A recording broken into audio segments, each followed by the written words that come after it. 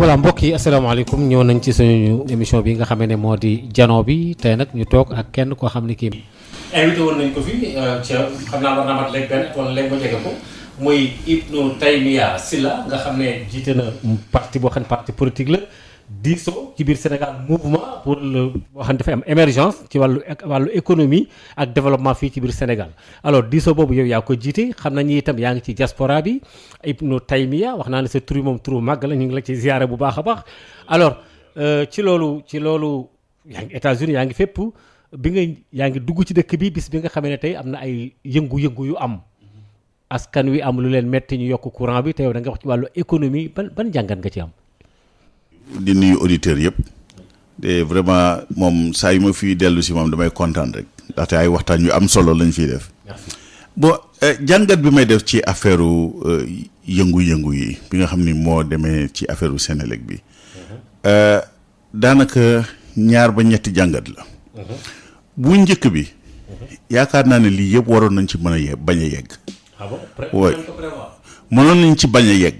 d'accord. parce que lu tax ma ne mënoon nañ ci bañ a yegg il faut que politiciens yi commencé di wax population bi li am. maanaam ñu wax leen dëgg. parce que xamal il faut que classe politique Sénégal bi. commencé mën janoog population yi wax leen li mën a nekk ak li mënta nekk. parce que ku ñëw taxaw ne population bi du ma augmenter prix électricité bi te yow xam nga ni lépp li nga xam ni mi ngi jëm ci électricité bi tey. fi ñu toll ni mooy pétrole bi te yow mënoo contrôler prix pétrole bi xam nga ni da ngay wax li la neex. parce que prix électricité tey mi ngi relié wu ci prix coût baril pétrole bi. donc li mu doonoon temps yële ak li mu doonoon léegi mën na bañ a doon benn kooku benn la. donc je pense que li ñu wax ne du ñu augmenter prix pétrole bi prix électricité bi loolu quand même je pense que c'était un peu de l'irresponsabilité. kooku ça ne se dit pas. bon deuxième bi mooy affaire Senelec ci boppam.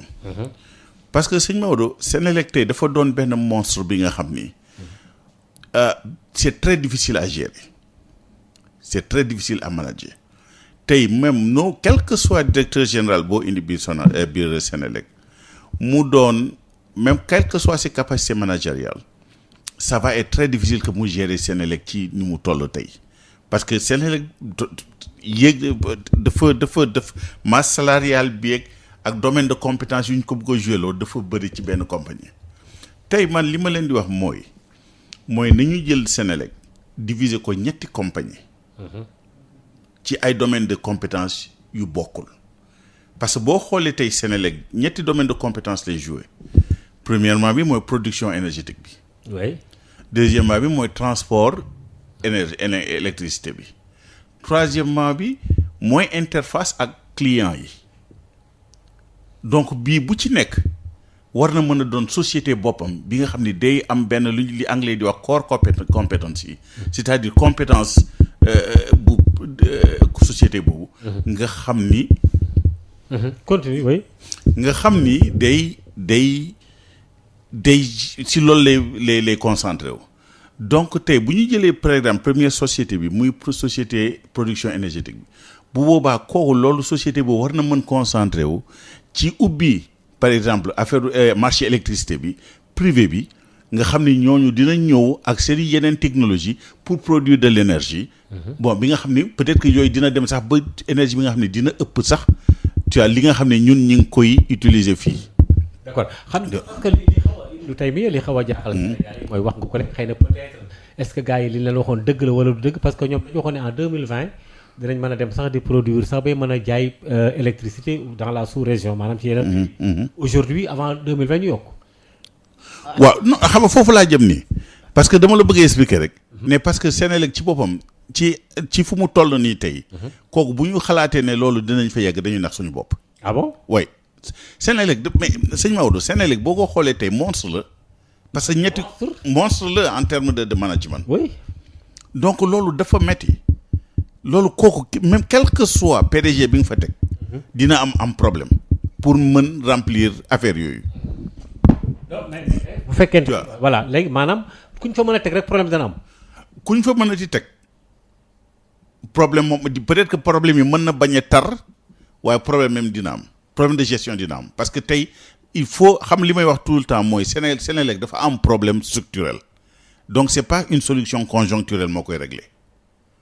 ok parce que bépp problème structurel il faut amener une solution structurelle mais bu fekkee dafa mel ni fondation kër gi mu am ay problème nga yaakaar ni boo demee par exemple di raax fissure yi nekk ci mur bi di ko peinture dina régler problème du ko régler il faut que nga xoolaat fondation bi nu mu demee defar ko foofu pour mën yëga pour mën defar kër gi nu mu baaxee. d'accord Ibnou Taïmi fàttali na très bien daa ci dikkaat léegi ci wàllu Senelec ndax tey ji dafa am marche yoo xam ne ñu ngi koy doxal mais danaa marche bi maanaam ci fan yi barki démb gis nga ni mu tëddee nga jiite DISO mu di mouvement pour l'émergence économique et le développement du Sénégal maanaam mouvement boo xam ne bi suqali Sénégal te wàllu koom wax nga ni Senelec nee nga wax nga ni am na nu ñu ko mën a jaare nu dul noonu mais aujourd'hui économie nationale bi nii bien que yaa ngi woon États-Unis d'Amérique mais ban lecture économique nga ci am en ce dafay stagné wu wala.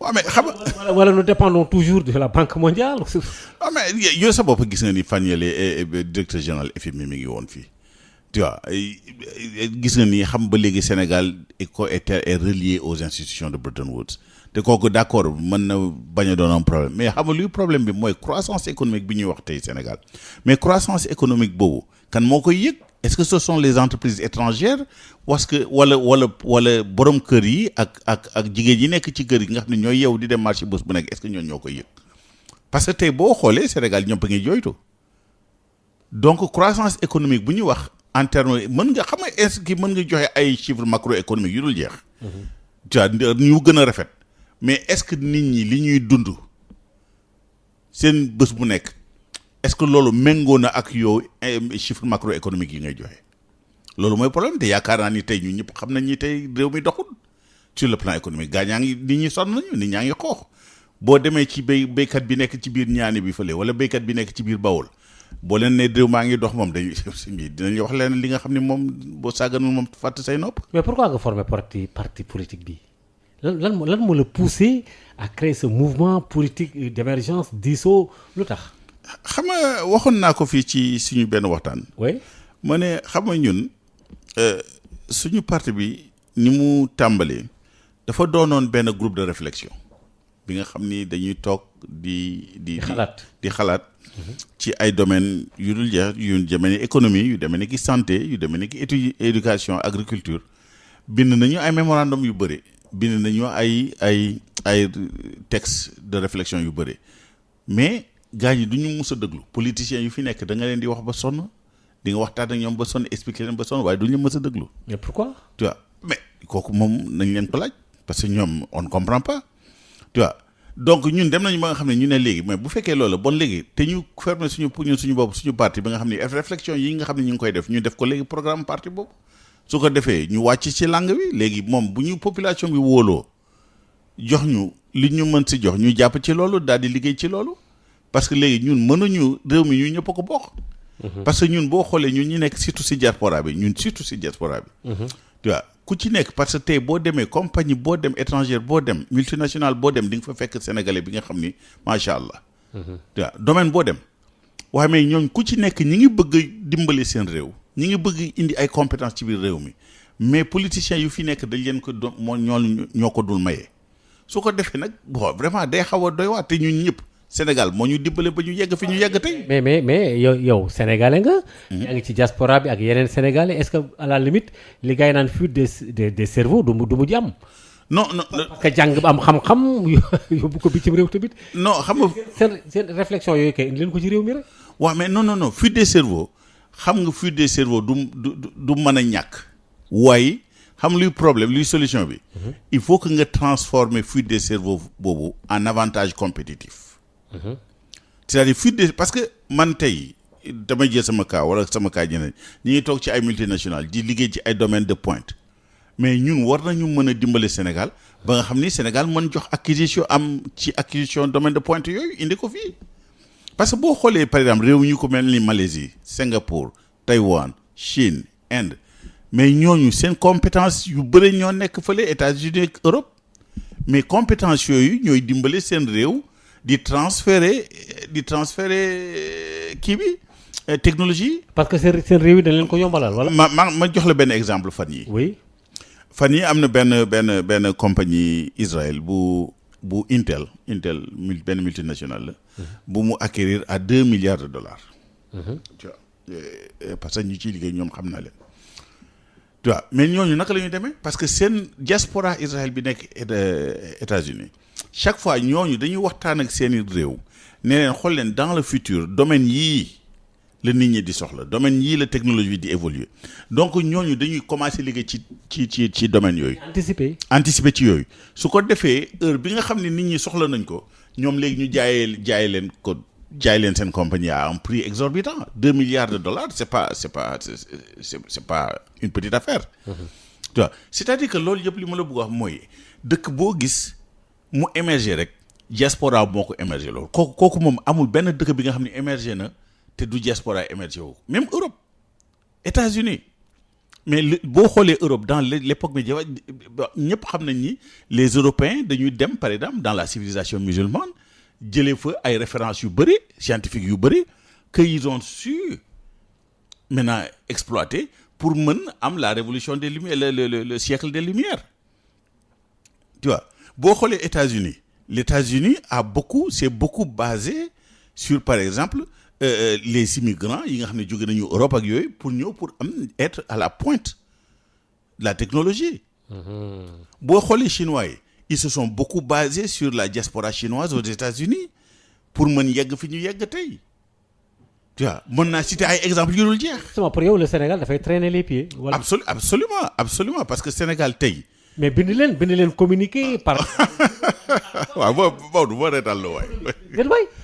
mais parce que bu ma reetalloo parce que président Macky Sall la nga fi nii toog. oui.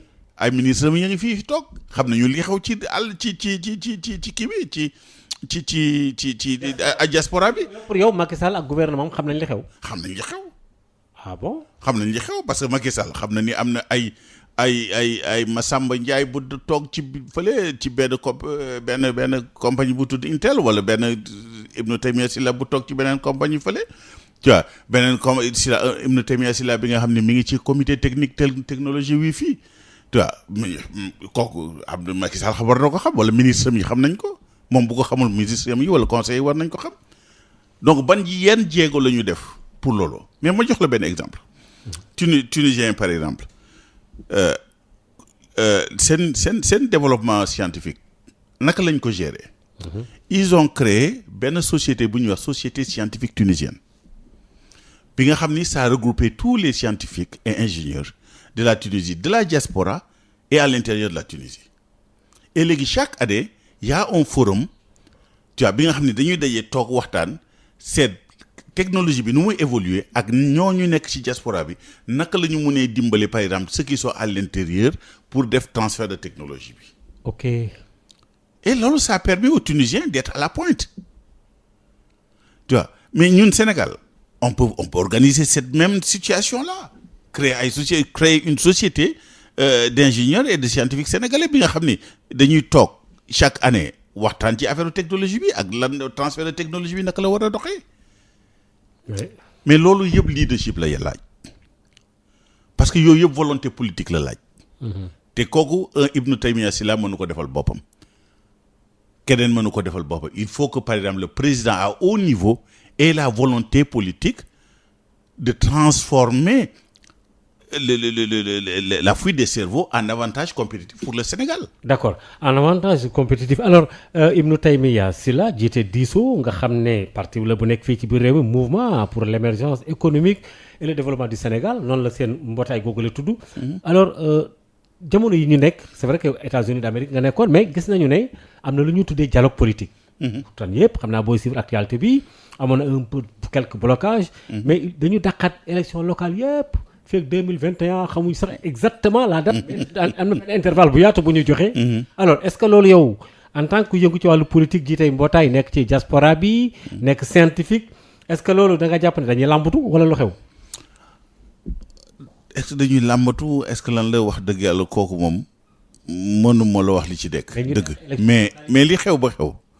mooy dialogue national boobu man je l'ai dit à plusieurs reprises d'ailleurs nee naa leen dialogue national bu man je ne vois pas à quoi parce que amoon nañ fi assise nationale te assise nationale texte yi nga xam ne assise nationale produire na ko texte yu leer nañ la te bu ñu ko toppoon yaakaar naa ni moom avancée démocratique bu dul jeex la ñuy am Sénégal loolu ñu jël ko teg ko fële bëgg ñëwaat ak dialogue national bi mais loolu jóge ci mais li am problème bi li am l'essentiel man xam nga report élection yi man franchement sëñ Maodo man report élection bi yëngalu ma lu tax ma ne yëngalu ma parce que am na problème bi nga xam ni moo gën a important report élection yi parce que gestion collectivité locale yi tey fi ñu toll mais tey acte 3 bi dafa jël population yi jox teg leen à la merci des politiciens yiy diriger collectivité locale yi. Ah bon. parce que boo demee tey fu mel ni Koupantoum. nga dem fu mel ni feneen ak feneen da ngay gis ni par exemple les maires. tu vois dañoo profiter ci acte 3 décentralisation boobu gën a suuxal population yi donc je pense que balaa ñuy wax affaire élection sax dañu war a xool acte 3 dafa ñu war a corriger d'abord définir le contour de la gestion des collectivités locales parce que sinon bu dul loolu day doon remplacer un homme par un autre homme te bu baax le problème reste mais bu fekkee dañu bëgg élection locale yi mën dimbale population yi ba population yi mën a njëriñoo ba xam ni population yi gis seen bopp ci affaire bi nañuy gérer dañu redéfinir d'abord les contours même de la gestion des collectivités locales. Pour yow y a des problèmes. Oh absolument parce que tey boo demee ci ay départements yu demee ni que Goudiri nga dem ay départements yu mel ni Koupantoum mais boo duggee ci yenn communes yi mais yow da ngay sa yaram day daw. dara nekku fa. mais doo xam ne sax parce que léeg-léeg sax maire yi dañuy jaawale seen poche yeeg ak budget commune bi tu vois ay ñaata xam loolu dafa yéeme. man xaw ma ñi pour yow acte 3 bi suqaliwul yenn gox. oh non daf leen gën a suuxal. Ah bon gën a suuxal kooku je l'assume c'est parce que ci àll bi laa dëkk. maire yi ñoo am mais communes yi ñoo amul moyen ay subventions yi leen état bi jox wala lu xew. wala xam nga communes yooyu. am na yenn communes yi nga xam ne état bi li mu leen di jox loolu sëñ bi doyul te communes yooyu seen bopp li ñuy dugal seen bopp ci ay taxes ak ay juuti boo ko calculer loolu demul fenn.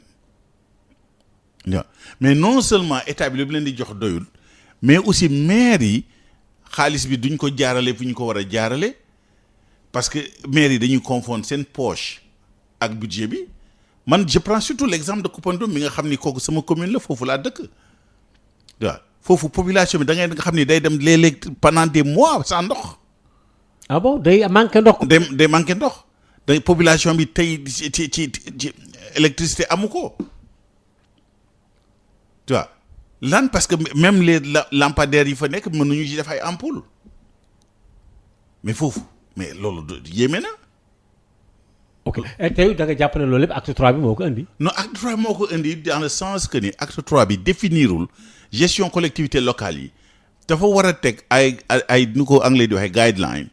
tu vois ay contours yi nga xam ni foofu la maire yi dinañu ñëpp ku ci nekk di doon benn gestion transparente des collectivités locales. et je pense que loolu ba léegi dese nañ ko am waaw donc pour man balaa ñuy wax sax affaire élection parce que tey boo organiser ay élection da ngay remplacer Massamba rek indi jëlee fa Massamba teg fa Mademba waaw même bu fekkee Massamba ak Mademba ñoo yem jikko bon bu boobaa moom mbir mi benn la.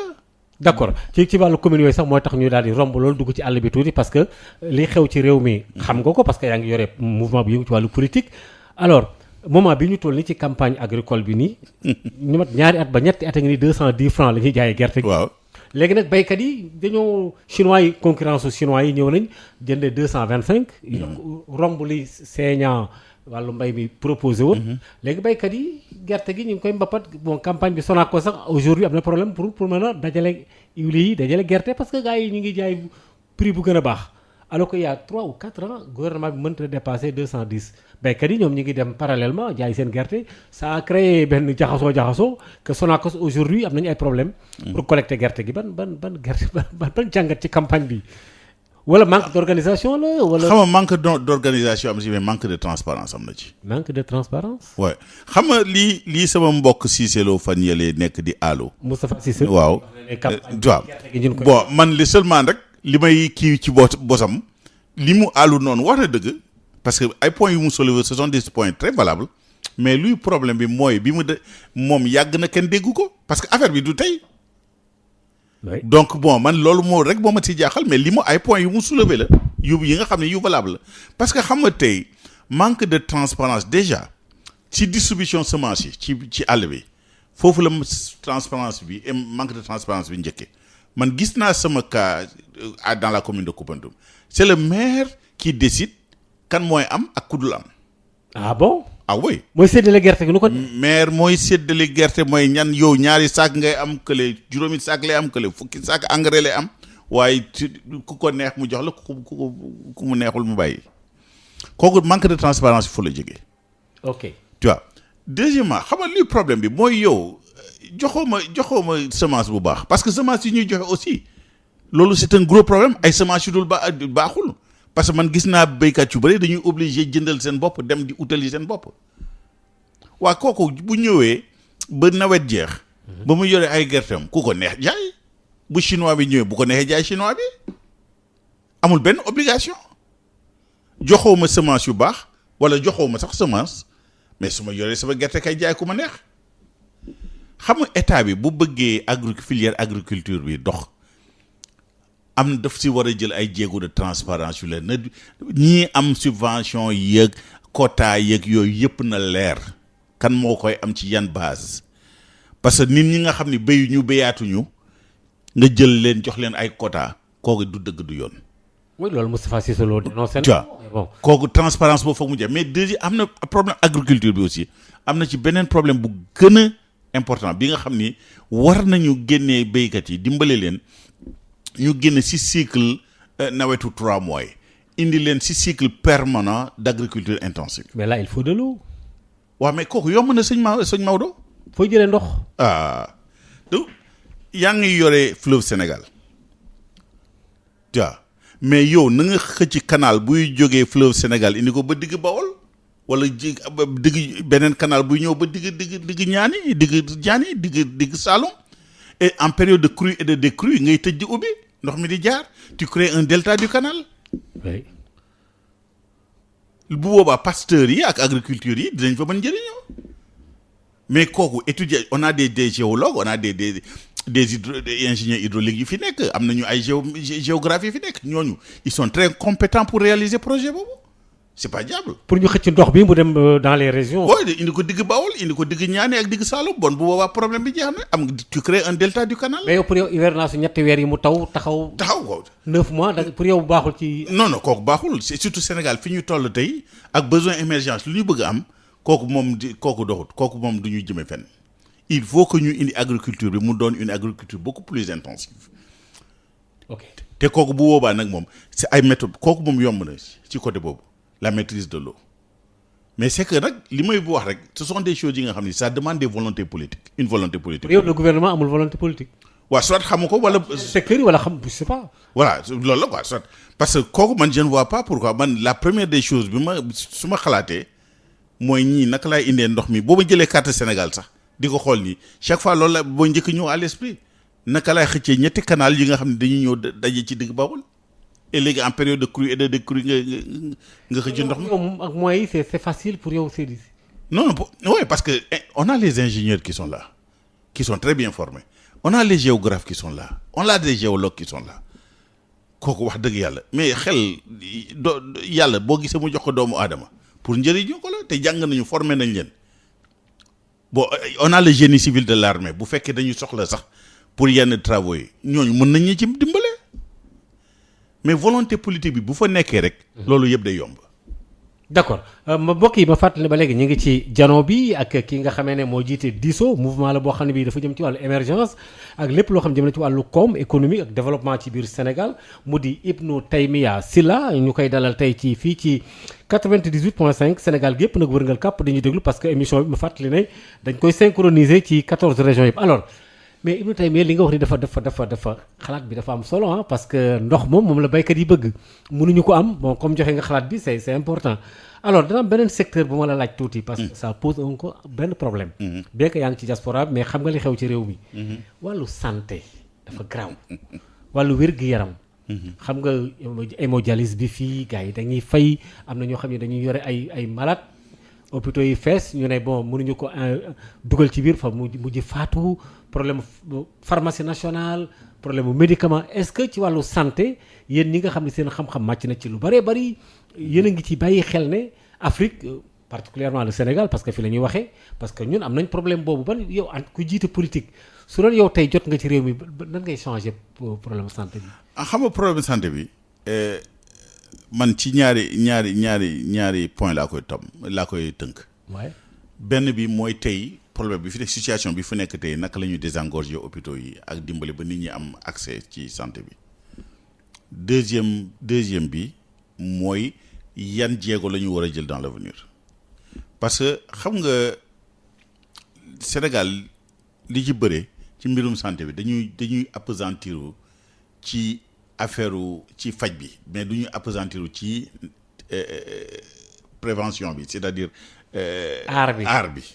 avant ngay feebar. avant ngay feebar parce que boo xoolee tey feebar yu ci gën a bëre tey muy Sénégal muy feneen tey su lu ay maladie chronique la li ci bëre. maladie chronique mooy c'est-à-dire am na feebar yooyu boo leen ay conditions yi nga xam ni waa ji boo ko toppee ni mu ko waree loolu du feebar mukk te bu boobaa du jarul sax muy dem hôpital man par exemple am la il y a quelques années de cela maa liggéey naa ak ay sud-africains parce que ñoom li ñu doon kii mooy utiliser nouvelle technologie yi pour mën def prévention bi li jëmee ni ki obésité li demee ni ki hypertension li demee diabète yooyu yëpp dañuy utiliser nouvelle technologie de l'information yi pour mën contrôler yooyu ba nga xam ni daal contenir nañu patients yi de telle sorte que hôpitaux yi léegi dañuy désengorger wu malade yooyu nga xam ni doon nañu feebar di tëdd di kii loolu ñooñu daanaka ñi ngi leen di suivre ba nga xam ni loolu duñu yeggati ci foofu léegi donc hôpitaux yi léegi am nañu léegi l'attitude pour mën am yeneen maladie yu gën a sérieuses yi je pense que il faut que ñu xool système boobu système prévention bi d'abord pour contenir yenn maladies yi nga xam ne bu ñu ñëwee ci hôpitaux dañuy engorger hôpitaux yi et puis ça parce que boo contenir diabète bi nga contenir hypertension bi sa ay hémodialyse ak yooyu yëpp day wàññeeku dootoo ko daanaka parce que maladie rein yi boo ko xoolee fu muy jógee si diabète bi la di ci bëri ak ci hypertension bi mais yooyu boo leen contenir bu boobaa sa taux hémodialyse bi nga soxla day wàññeeku bu boobaa xaalis boobu nga naroon dépenser ci loolu dina wàññeeku di nga ko mën dugal ci yeneen domaine mu dugg foofu. waaw mu dugg foofu. d'accord pour yow prévention bi daal moo la ëppal doole. que lépp loo xam ne dafa jëm ci wàllu li nga xam ne moo jëm ci wàllu paj mi. fàttali ba léegi ñu ngi ak Ibnou Taïmiya Silla. ci wàllu fii ci jano bi ci 98.5 fii ci seen rajo alors ñu continuer ba léegi ci émission bi c'est important parce que jóge nañ ci wàllu santé mais xam nga fan yi nu génn tamit. yaa ngi woon États-Unis d'Amérique mais. am na coow lu fi amoon tuuti am na sax ñun ci dàq parce que Moustapha Diakhaté fii lañ ko dàqee moom moo bii bërki démb sax la fi jógee moo ngoon jano bi mu ne man damaa tudd problème 3e mandat bi ñu dàq ma keneen tudd ko ñu dàq ko am keneen ko wax ne man na fay def 5 ans ñu bàyyi ko fi bon Macky Sall au début daana ci wax léegi waxatu ci yow ban lecture politique nga ci am constitution moom daf ko verrouillé man sëñ Maodo man daal pour man loolu c'est un faux débat xam lu tax ma ne c'est un faux débat parce que xam lu tax ma ne c'est un faux débat. oui constitution bi est claire.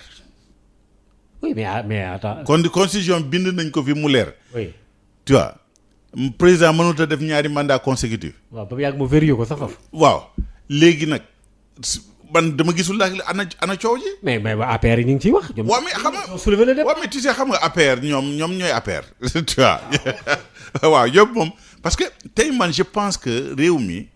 bëgg soxla nañu ay débat yi nga xam ne ci yeneen domaines yi nga xam ne ñoo ëppal citoyens yi importance que ay 3e mandat yooyu parce que 3e mandat kooku wax ju yàqu la parce que constitution bi tëral na ko te yaakaar naa ñun ñëpp en tant que républicain ñun ñëpp constitution bi mooy suñu guide li constitution bi wax foofu lañ koy tëralee. donc pour yow quel que soit alpha affaire yi mënut a changer bu jeexalee jeexal na c'est. non man pour man constitution bi tëral na ko man jaar naa ci leneen.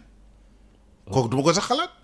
moo tax ma ne la wax ju yàqu la parce que débat boobu énergie boobu ñuy dépenser ci ay illimix ak ay yu kenn xamul ak kooku nañ ko teg ci naka la condition de vie population yi naka lañ koy améliorer je pense que c'est le vrai débat tey. d'accord merci ci wàllu condition bi askanu Sénégal di dundee nag ak métit beeg yu demee noonu fii ñu toll nii loolu soli nga beneen laaj ndax itam mooy sénégalais yi fii ñu toll nii yokk nañ courant bi xam nga ko yu bari yokk na loolu moom kenn weranteetu ko alors jamono yi la ñu génn dañu wax ne budget Sénégal bi nangami 1000. wate nañ barki démb budget bi jëm ci 2020 bi ministère yëpp jàll nañ ba noppi mais ba léegi dañu am benn tension budgétaire boo xam ne dañ ko fi doon wax fan yi ñu génn ñu dolliwaat mais ba léegi affaire yi dafa mel ne demul lu xew économiquement. xam nga oui. affaire bi daal du ma ne sax mot na waar waaye du ma ne doy na waar waaye moom mutum tool la def. ëpp na tool. moom kay moom doy na waar moom ëpp na waar boobu. dañuy wax ay milliards nangam ay junni. waaw parce que je pense que xam nga li gën a ragallu sax ci mbir mi. mooy seen taux d'endettement bi. oui c'est vrai yor nañ ay bor. waaw parce que xam nga dans l'ordre normal des choses. endettement ci dëkk amul benn problème. bu fekkee xaalis bi nga xam ne ñu ngi koy leb ñu ngi koy dugal ci ay projets structurants yi nga xam ne c'est des projets yi nga xam ne sur le long terme ça doit être productif pour créer des emplois et pour créer de la richesse. Ouais. mais ñun suñu problème mooy xaalis boobu ñuy indi. je ne vois pas ça ne crée pas de richesse. ça ne crée pas des emplois. infrastructures yi. bon les infrastructures mais je ne vois pas vraiment li fi infrastructure yu fi nekk tey gisuma ci lan moo par exemple tey bi may ñëw nii jógee aéroport tu vois ñu ngi dawal ci péage bi maa ngi ne man dawal naa péage Abidjan ba Yamoussoukro 225 kilomètres je pense mais 2500 laa fay ci péage boobu. ah bon. ouais. Abidjan ba Yamoussoukro. dawal naa ko te 2500 la ma dikkee sur 225 kilomètres. mais man ma jógee aéroport Diass ñëw fii VDN bi fii yaa ngi ci pay ay 3000 francs sëñ bi ko yéeme na. waaw loolu Sénégalais yi kaas nañ ko ah. waaw mais dama la bëgg a wax rek ne bon xam nga xaalis boobu yëpp yaa ngi koy leb. te foog nga fay ko. tu vois. oui forcément. waaw mais léegi te yow li nga ko lebee normalement bu fekkoon da nga ko leb dugal ko ci ay. fi ñu dugal xaalis bi moo jaaduwul. moo jaaduwul. loolu la ñu leeralul mbir yi na leerul. pour yow problème de gestion la wala. non mais xam nga c'est problème de gestion bi xam nga loolu moo gën a metti ci affaire yi parce que da ngay gis man yaakaaroon naa ni président après bu amee bu ko sénégalais joxe deuxième mandat yaakaaroon naa ni dina fexe indi des hommes de dossier tu vois. domaine bu nekk mu indi ay homme de dossier ñi nga xam ne maîtriser nañu secteur boobu. ñu mën ko xelal. indeel ko mën ko liggéeyal ba nga xam ni pour mën créer richesse au Sénégal mais malheureusement c'est là où réside ma déception mi nga xam ni mais domaine boo laal tey problème bu gën a xóot la domaine boo laal am na fa benn affaire bu fa tëdd finalement doo xam sax fooy jàpp parce que man. par exemple damay xool maa ngi wax sama benn xarit barki démb ma ne ko man maa si ñi njëkk ne position premier ministre nañ ko dindi Sénégal depuis 2012 laa ko wax parce que il faut que le président ait une emprise directe sur ses ministres ak sur les projets yi nga xam ne mi ngi daw ci biir dëkk bi mais à la condition que les ministres yi nga xam ne président mi ngi leen fay teg ils sont quand même à la hauteur de leur dossier ils comprennent les dossiers et ils sont capables de défendre les dossiers devant n'importe quelle audience. Mais on voit qu'aujourd'hui, néew na ci ministres yi néew na ñi nga xam ne mën nañu taxaw défendre seen dossiers yi ba mu leer nañ ba kenn du am looy waxati néew na ci loolu sëñ bi c'est un problème bi nga xam ni kooku impact négatif ci économie nag kooku kenn waxatu ko. yow da ngay soulever problème de compétence. mais ça existe kooku xam nga bu ñu naxante xam nga li may wax toujours sëñ Maodo ma ne il faut que sénégalais yi miinal seen bopp genre politique yu bees mooy waxante dëgg tu vois parce que dëkk bi ñu ñëpp a ko bokk man nekkuma fi pour contre Macky Sall nekkuma fi pour contre Mademba li ma fi nekkal mooy Sénégal moo fi nekkal te bu fi Macky Sall defoon li nga xam ni neex na ma loolu fii laay tax ne la Macky Sall vraiment li mu def baaxam. mais yow da à condition que même bu dindee premier ministre bi ministre yi nag nga xam ne Macky Sall dana am mainmise ci affaire yëpp directement. direct mais il faut que ces ministres là ñu nekk ñu ko am compétence. ñu am compétence ñi nga xam ne seen dossier jarul président di monter au créneau à chaque fois ministre bi rek moom ci boppam mën na défendre dossier boobu dans devant n'importe quelle audience. ak situation bu mën a doon. bu mu mën a ti doon bu boobaa je suis absolument d'accord que le poste de premier ministre amatul njëriñam. mais fii da ngay xool tey yow si ministre yi néew na ti ñan nga ci mën tey jëlal ministre télécommunication par exemple. oui booy ak économie numérique. oui boobu moom xaw naa. man sama xarit yi. xaw naa yéex. sama xarit yi nga xam ni par exemple ñi nekk ñii di gérer par exemple des télécommunications en Côte d'Ivoire au Bénin ñoom ñëpp xam naa leen ñoom ñëpp ay PhD la ñu wala ñoom ñëpp ay maîtrise wala ci dans les grandes écoles de télécom la ñu génnee ñoom ñooy diriger tey économie numérique seen dëkk yi bon ñooñu tey boo leen tegalee suñu ministre de l'économie numérique mais du gis fu ñu leen jaar du gis dara parce que non seulement que parce que problème bi mooy lan parce que compétence du domaine de compétence am. ok du domaine de compétence peut-être que am na xam-xam feneen mais loolu domaine boobu du septante son domaine. il faut que domaine bu nekk ñu indi ki nga xam ne maîtrise na. ki yore ni si communication numérique bi ak yu demee noonu la ci xaju kin fa teg amul compétence boobu. amul compétence domaine am pour yow. du domaine am parce que jàng na am na compétence ci benn domaine bu jox bu taxaw. mais oui. mais c'est pas la personne qu'il faut à la place qu'il faut. conséquence maintenant régression économique rek nga ciy jëlee parce que ay dossiers yu dul jeex ñooy nekk en souffrance tey boo xoolee tey. Bénin par exemple Bénin nu muy dawee par exemple en termes de transformation numérique ñun jegewuñu foofu boo xoolee tey Côte d'Ivoire Ghana fi ñuy toll en termes de transformation numérique ñooñu raw téeméer yoon. ah bon. oh non ñooñu raw. parce que yow da ngaa jàpp ne Ghana Côte d'Ivoire Bénin ñooñu ñan fa teg dañ am xam-xamu ci loolu ba pare ñu jox leen. parce que ñun plan numérique Sénégal 2025 bi ñuy wax noonu. oui ñun ñi ngi wax ne en 2025 ñu on espère que suñu contribution au niveau du PIB au niveau de la contribution du numérique au niveau du PIB national va être de l'ordre de 10%. Tu vois en 2025 alors que tey la moyenne de la CEDEAO tourne autour de 10%. ñun ñi ngi wax ne Sénégal 2025 mi ngi projeté 10% contribution bi. c'est 2025. 2025 alors que tey kii bi moyenne bi mi ngi ci 10%. mais comment kooku noo ko mënee comprendre. kon yow ñun dañoo dellu ginnaaw. mais dañuy mën a déggee. dañuy dellu ginnaaw c'est ça parce que président ñi koy conseiller wax ñu ko dëgg. ok parce que transformation numérique daal. Ouais. Sénégal yenn réew yi devancé nañ ko. devancé nañ ko. projection yi mu am baaxul. baaxul man bi ma liiree rapport boobu dama reetaan dama ne waa bay ñii xanaa dañu xamul mbir mi wala seen données yu ñuy utiliser moo baaxul wala nu mu demee nii parce que mënoo sa kilifa kii di président de la République mënoo la jox benn dossier pour nga étudier ko nga ñëw tegal ko affaire bu mel nii li góor si di wax affaire u naba quoi. ah bon yow ñu ngi ci janoo bi en tout cas ñu ngi recueillir askan wi ñu ngi lay déglu sa xam-xam ci wàllu numérique sax loolu ba fàttali ne sa xam-xam màcc na ci wàllu fànn boobu la nga nekk fële ci États-Unis d'Amérique alors Sénégal ci Afrique de l'Ouest la nekk Afrique bi féetee sowu jant ak yu demee noonu fokk ñu wax ci tuuti ci wàllu sécurité parce que ci sous-région bi ak yu demee noonu gis nga ce qui se passe au Mali aujourd'hui ak Burkina Faso également gis nga li fa xew ay attaques yi Niger barki démb 71 soldats ci ay attaques yoo xam ni doy na waar lool alors Côte d'Ivoire bon depuis Grand Bassam ba léegi xëy na xaw na stabilisé wu mais dañuy accuser la France comme quoi loxoom ci affaire yi dafa seetaan ñi ne non Mali G5 bi Sahel ban lecture nga ci am.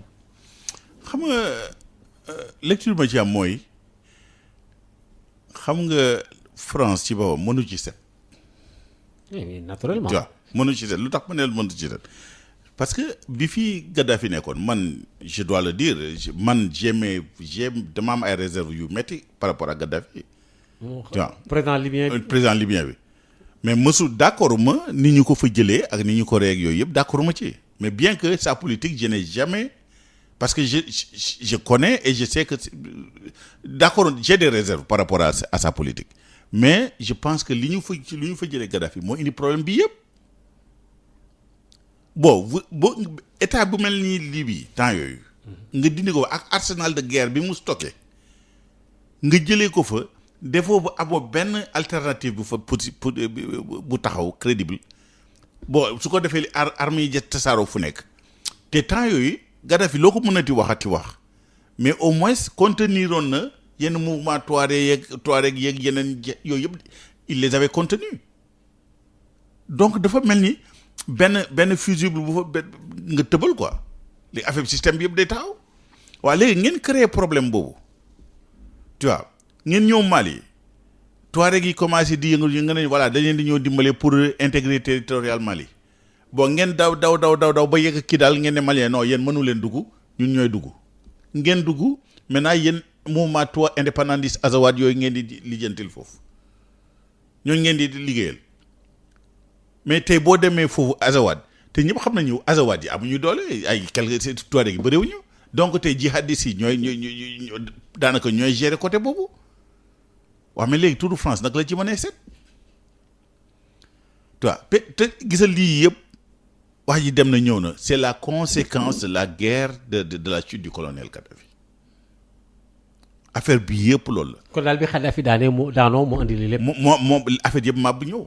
d'accord loolu sax France am na loxoom dugg na ci ñu desuwaat kon fii ci réew mi parce que loolu mënuma la koo bañ a ñàkk laaj koo xam ne ki da ngay yëngu ci wàllu politique xam li dox ci àddina bi yëpp itam alors Sénégal gii xam nga ni nekkul réew moo xam ne mi réy gu ñuy wax ci wàllu Afrique gi nga xam ne ci la ñu nekk mais ñi yore réew mi aujourd'hui mooy Macky Sall waa APR Benno Bokk Yaakaar alors Benno Bokk Yaakaar ay parti politique la yu dajaloo ak yu demee noonu la aujourd'hui ñi ngi jëm ci ay élection xëy na fekk 3 ans 4 ans ak yu demee noonu nii nga xam ne moom nga jàng géopolitique réew mi nii mu tëddee nii est-ce que jàpp nga ni parti yi ni ñu war a taxawee nañ ko est-ce que solidarité bi dans l'opposition aujourd'hui nga xam ne dañoo taqali ko ba pare mel na lu ànd yow tamit ci géopolitique gi nga nekk donte sa mouvement bi yéen a ngi réfléchir est-ce que yaa ngi côtoyer yenn parti politique yi est-ce que yéen a ngi am ay contacts ça et là bon voilà. non xam nga booy def une lecture du paysage politique sénégalais tu sais dafa xaw a doy waar tey.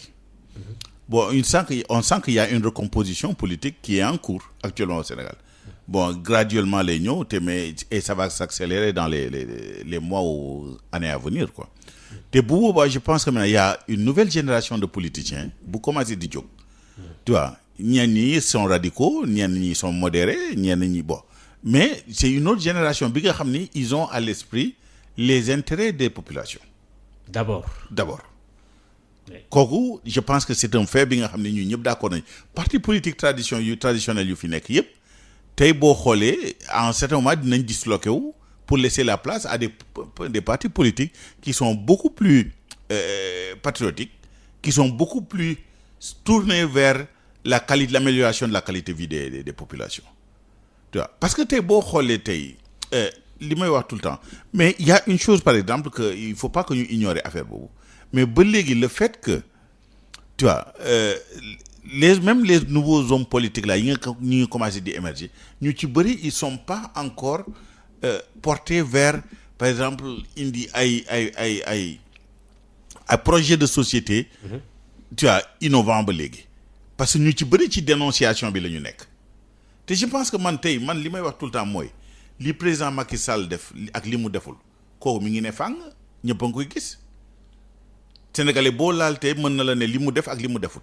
donc man je ne dois pas m'attarder sur ça. ci dénonciation bi ci dénonciation boobu. pour yow amul solo. amul solo li am solo mooy à partir de maintenant tey réew mi fan lañ ko war a jëmee ak naka lañ ko war a jëmee loolu moo am solo tey il faut que homme politique yi nga xam ne ñi ngi ñëw di commencer émerger wu il faut qu'il se porte beaucoup plus sur. Tu vois l'avènement d'un nouveau projet de société bi nga xam ni c'est le Sénégalais qui est au centre de ce projet c'est l'amélioration de vie, de la qualité de vie des Sénégalais qui est au centre de ce projet. maanaam daal Sénégalais yi moom lañ jiitu ci lu ne askan wi. Voilà bàyyi leen xel ba pare lu ñuy def ñu door koo def. voilà parce que tey man lépp lu ma décision bu ma war a jël damay xool d'abord naka la ci le Sénégalais moyen naka la ciy gisee boppam est-ce que dina ko njëriñ wala du ko njëriñ buggatul njëriñ bu si njëriñam nekkul sama yoon nekku ci kooku laalu ma ko parce que xam nga politique boo jëlee décision ne da ngay dugg ci politique da nga politique jaamu yàlla la tu vois parce que ñun ñëpp mënoon nañu dund te laaluñu politique bi mais nag da nga xam ni da ngay ci jaamu yàlla parce que gis askan bi toog moo am ay tolof yu doy waar yu nekk ci kawam nga dimbale toog xalaat indi ay mécanismes indi ay structures yi nga xam ni dina permettre tolof yooyu wàññeeku yaakaar naa ni kooku di nga ci am yàlla ci ñu ñuy gëm yàlla bokk tu vois donc pour ñun politique loolu la d'abord c'est l'être humain d'abord c'est le Sénégalais d'abord il faut que homme politique yi commencer di réfléchir noonu. D'accord mais Ibnou Taïmiya Silla est-ce que ci Koumpentoum bëgg nga nekk maire foofu tu seras candidat. incha allah bu ci yàlla àndee. ah bon waaw am nga ci yaakaar. am naa ci yaakaar parce que boo xoolee 2014 mairie bi jëloon nañ ko mais lan moo ñu ko xañ mooy les transferts de voix yi nga xam ni gars yi dañ ko def parce que le maire actuel sortant bon dafa jël ay électeurs jëlee ko Kaffrine jëlee ko Koungheul. ah bon dafa transférer ay voix. oui ñi ngi yore preuve yooyu yëpp. ah bon tu vois mais léegi mode d'élection bi léegi. changé na peut-être que bon. léegi voilà léegi bi muy ñëwee il nous a devancé de 200 voix avec tous ces transferts là parce que tey population Koumpentoum moo soxla lu bees population Koumpentoum moo soxla tey xool dëkkam defaraat dëkk bi parce que tey boo xoolee le Koumpentoum c'est le centre du Sénégal donc tey ñun waxuma la commune sax wala département sax tey Koumpentoum war a mën a doon région buy demee normalement parce que am na ay régions yu bëri li ñu superficiellement seen Koumpentoum moo leen ëpp sur le plan superficie te sur le plan économique aussi potentialité économique yu nekk potentialité ci ressources humaines yu nekk Koumpentoum mais boo xoolee par exemple au niveau du département de Tamba de la région de Tamba mais Koumpentoum ça doit être le département le plus actif économiquement ou bien le deuxième je pense si c'est pas le premier ah ouais mais luuma bu gën a mag par exemple ci affaire élevage yooyu à Payar ñëpp xam nañ ko Payar c'est le centre du Sénégal tu vois boo taxawee tey Koumpentoum à partir de Koumpentoum bu la neexee dem Gambie bu la neexee dem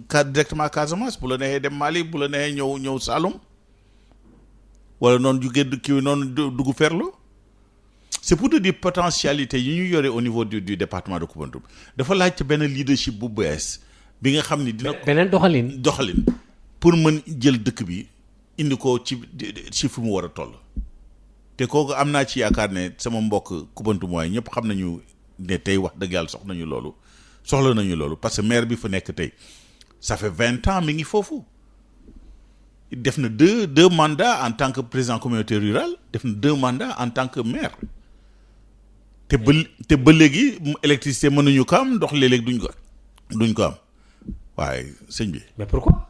ah waaw. mais waram ay projet ay partenariat bon. mais xam nga. seen programme est-ce que établir ngeen ko ba waa Koumpentoum xam ne yéen lii mooy seen bëgg-bëgg. mais wax naa la ko mais en 2014 suñu élection ça nous a été volé tu vois te boo am nañu yaakaar ne ren en 2019 wala 2020 ou 2021 c'est ça dépendamment fi ñu ko teg yaakaar nañu ne Koumpentoum comprendre nañu ne fu mu ne nii mënatuñu continuer nii. parce que ce n'est plus man ak samay morom mais suñu doom yi ak suñu sët yi parce que problème foofu la toll léegi parce que ñun am nañu lu ñuy am wala dund nañu lu ñuy dund mais suñu doom yi suñu sët yi mais ñooñu dans quelles conditions lañ leen bëggee bàyyi biir Koumpentoum ko man de foog changement yi bari waaw non est-ce que changement yi bari na wala bari dafa amul changement sax ah bon Koumpentoum dafa je défie bu la neexee nga organiser fii face à face maag maire bi ñu toog mu wax ma changement fu mu nekk bés boo ko organisé ma dinaa jël dagg. ko organisé mais mënoo def ci benn commune 20 ans ci benn mairie te defoo fa dara loolu c'est impensable. amul dara lu fa nekk waaw bu nekk nii li siiw tamit non du càgg waxu politique du càgg waxu. non mais Ibnou Taïmiya quand même il a fait quelque chose am na centre de santé bu fa nekk. mais centre de santé bi fa nekkoon depuis belle lurette moo fa nekk ba léegi hôpital bi fa nekk département conseil départemental moo ñu ciy dimbale appareil radiographie bi fa nekk kooku maa ngi en passant je salue vraiment mon frère Omar Sy bi nga xam ne mooy président conseil départemental qui a fait un excellent travail au niveau du conseil départemental tu vois mais bu dul loolu amul mais école yi. abri provisoire non bon. abri provisoire a ngi foofu mais école boo xoolee par exemple suñu commune bi par exemple. seen CM bi fa nekk. en saluant aussi en passant je salue la principale de la commune du CM. Madame Kabara qui aussi fait un excellent travail aussi au niveau de parce que avec pas de moyens elle a réussi à faire beaucoup de choses ndox sax amu ko ci biir CM ndox bi nga xam ne sax élèves yi dinañ ko jëfandiku amu ko Madame Kabara amu ko ci CM tu vois moom tu vois mooy demeure ak parents d'élèves yi pour mën subvenir ci besoin yooyu tu vois donc c'est pour te dire que bon. léegi danañ jéem am maire bu Koumpentoum parce que li ngay wax ni c'est ñaar fukki at yàlla nga nekk ko ci benn maire yi def élection 2014 nga defaat élection bien que sax yow nee nga dafa def transfert de voix ba pare mënoo fa bon loolu moom c'est assez compliqué. non bu laajal ku la neex parce que man peut-être mën na ne boo wax opposant la mais laajal keneen parce que man xam nga nee naa la Omar Sy c'est un gars de l'APR. oui et nee naa la ne il a fait un excellent travail au niveau du conseil départemental. tu vois mi ngi dimbali ni mu ko mënee xam nga donc du ma lay parce que ñu ñoo bokk suñu Koumpentoum. ku ci def liggéey bu baax ba ne dafa ci liggéey bu baax mais maire bi da ko defut mais déjà ses employés même au niveau de la commune léeg-léeg dañuy toog ay weer duñu leen fay les emplois même les employés même. yow léegi yaa wax léegi ne acte 3 bi dafa affecté négativement. justement oui kon kay loolu nangul ko waa Koumpentoum. non c'est ça loolu moo tax ma ne la il faut que balaa ñuy wax ay affaire élection sax. nañu gestion collectivité locale yi il faut que ñu redéfiniraat ko mu leer nañ comme ça population yi bañ a doon ay laissé pour compte mais je te dis c'est extrêmement grave ce qui se passe dans la commune de Koumpentoum mais bon. waaw cela veut dire que donc bu fekkee comprendre naa la baax a baax kon yow électrification rurale ci côté yooyu da ngeen ci gouvernement moo ci échoué wala commune moo ci échoué. commune moo ci man dinaa ne commune bi échoué gouvernement yi am na ci rôle nag waaye commune bi aussi moom yaakaar naa ne parce que am na yenn yi nga xam ni par exemple installé ay lampadaire ci dëkk beeg yooyu. tu vois yooyu commune bi moo ko yore. oui tu vois commune bi tu vois mais xam nga li gën a yéeme ci affaire bi. le département de Koumpentoum a toujours voté pour l'APR pour le président Macky Sall. ah bon. Macky Sall mosul daanu Koumpentoum. te mosu faa def dara d'après. non daf ñu bàyyi noonu rek daf ñu bàyyi ki fa nekk. ah ñoom nee nga ki fa nekk mënuñu. ah déet bon mooy. parce que mais Macky Sall kay bu leen bàyyee ka fa nekk mooy dafa leen seetaan rek yow nee nga ka fa nekk. daf ñu seetaan. voilà. non Macky Sall daf ñu seetaan à Koumpentoum. te pourtant moo fay gagné toujours. te tout le temps moo fay gagné. moo fay gagné même élection présidentielle yi passé moo fa gagné. te defalu leen dara. ah en tout cas yéeme na de. ah déet waaw xaw ma yéeme na xaw ma de waaye mais tey sa wolof yi leer naa yéeme na bokk c'est du bon wolof voilà alors mbokk yi ma fàttali xam naa li ñu des sax ci waxtu bi tax koo bari dara mais ñi ngi ak ki nga xam ne moo jiite diso di Ibnou Taïmiya Silla wax naa ne tur bu mag alors il faut ñu revenir ci Ibnou Taïmiya parce que noo la boo xam ne bii Sénégalais yi bariwul lu ñu ko tudd mais c'est important il faut nga fàttaliwaat Sénégalais yi lu tax nga tudd Ibnou Taïmiya parce que Ibnou Taïmiya waaw Ibnou Taïmiya nag wax dëgg yàlla moom c'est vrai que c'est pas ça ne court pas les rues. oui tu vois moom kooku moom maa ngi ci xam naa daal dama ciy sant sama waajur bu baax bu tedd bi nga xam ne mi ngi balsax yàlla na ko yàlla xare aljanna. amiin mook mbooloom jullit yëpp. moom daanaka daal ci li ma wax mu ne ma bi dafa nekkoon Boutilmit Mauritanie mu ne yàlla def fekk mi ngi woon ci benn sëriñ bi ko doon jàngal ci kooku la doon jàng fan yooyu temps yooyu kooku daal di yore Majmul Fatawa bu kii bu Ibnu Cheikh l'Islam mu ne mu daal di tool nag ay fan moom daal moom ci téere yooyu di lire rek waaw ba mu jeexal yëpp tom yëpp xam nga 36 la xam nga 36 waaw 36 tom yi mais bi mu ne ma bés bi mu ko jeexalee mu daal di yéene mu ne bés bu amee doom bu góor daal dina ko tuddee Ibnu Taymiya. ok waaw yàlla def nag moo. nga ñëw ñu tuddee la ñu ma tuddee waaw. ah bon d'accord. waaw te wax dëgg yàlla nag lépp li nga xam ne Ibnu Taymiya tamit mi ngi ko doon woote ci mbirum salaf ci mbirum gëm yàlla ak tawhid wax dëgg yàlla jéem na ko def ci man. très bien parce que waaw te maa ngi yooyu nga xam ne Ibnu Taymiya bind na ko ay téere yu am solo la sax moom il faut ñu reconnaître ne. waaw xam-xam a ngi ci biir. xam-xam a ngi ci biir. il faut ñu reconnaître alors Ibnu Taymiya Sylla yow yaa jiite DISO muy mouvement boo xam ne bi dafa jëm ci émergence. ci wàllu économie ak développement bu Sénégal soo doon tëj waxtaan wi loo koy tënkee aujourd'hui. su ma doon tëj waxtaan bi li may njëkkee mooy ci front social bi. tey nañu wax ne politiciens yi ak nguur gi. nañu yërëm askan wi sonn na askan wi wax dëgg yàlla tey xamuñu fu ñu jëm te am na ay solution yu fi nekk te solution yooyu wax dëgg la ñoom ñi nga xam ne ñoo yore nguur gi tey volonté politique la laaj tey ñooñu war nañ ko mën implanter mais nag maa ngi wax tamit politiciens en général opposition ak nguur gi ne nañu jublu ci benn genre def politique autrement bi nga xam ni mooy indi ay idées ci naka la ñuy améliorer conditions de vie sénégalais loolu rek moo am solo xiiroo beeg ŋaayoo beeg saagante beeg yooyu amu ci benn solo li am solo mooy nag nañu toog xoolaat dund sénégalais li ñuy dund tey naka lañ ko mën a améliorer naka lañ leen mën a woyofalee seen dund man loolu daal moo ma yitteel. d'accord loolu daal moom daanaka moom mooy wax ji. mooy sa taxawaay. waay d'accord mbokk yi kon ñu ngi leen di sant bu baax a baax di leen gërëm di fàttali tey ñu ngi fi doon dalal ci jano bi ki nga xam ne moo di Ibnu Taymiya Sylla jiite mbootaay gi nga xam ne moo di DISO Sénégal fii ci mouvement boo xam ne bi dafa jëm ci wàllu émergence ak développement nekk itam ci diaspora bi fële ci États-Unis d'Amérique ñu ngi lay sant bu baax a baax di la gërëm. jërëjëf wasalaam merci.